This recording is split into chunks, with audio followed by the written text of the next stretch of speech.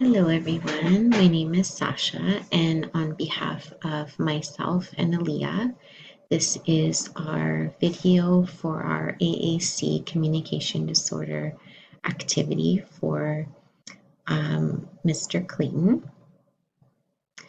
So the subtask of this activity, and we used the curriculum for mathematics, money and number sense, in the Ontario curriculum and resources. For elementary math and number sense be 1.1. So we decided that we wanted to have Clayton know the value of buying an ice cream. So of course we want him to buy the ice cream with his money and be able to know how much it costs. And also by the end of grade 1, he will be able to count by twos. And another task that we wanted him to try is to actually make ice cream or scoop ice cream and the steps involved in that. So this is our communication board for buying the ice cream. So we have the ice cream parlor, that he needs the money to buy the ice cream. He's going to eat the ice cream, and then finally the ice cream itself. And then we've also included ice cream bowls with numbers on them. We actually had to hand draw them because there was no specific, we couldn't place numbers on the board maker. So I hope we did a good job with our numbers, but it just, given that Clayton has Down syndrome and is nonverbal, we felt that not overwhelming him with too many numbers at once. We would start with a sequence from 2 to 10 and then work him up to other numbers as he progresses and masters 2, 4, 6, 8, and 10.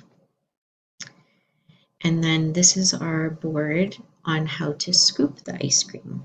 So he will first need a spoon, he will need a small bowl, he'll need a scoop. He will then scoop the ice cream from the ice cream container. He will put the ice cream in the bowl, and then he will eat the ice cream. So this is another fun task for him to do, to sort of follow steps, and also it is just another learning mechanism for Clayton.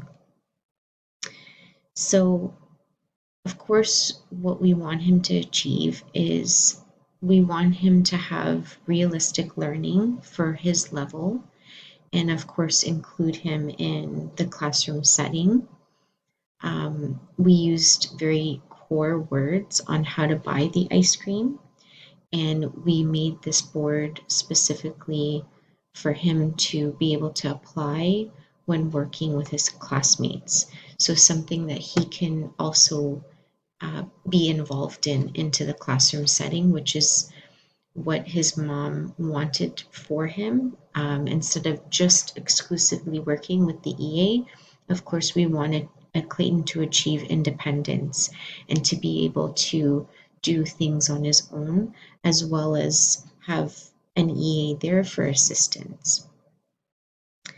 And then what we think he would do to participate, because he's nonverbal, but he does excel in identifying visuals. So this board really will help him identify, and the visual aids in this board he'll be able to point and recognize from that photo and associate the word with the photo.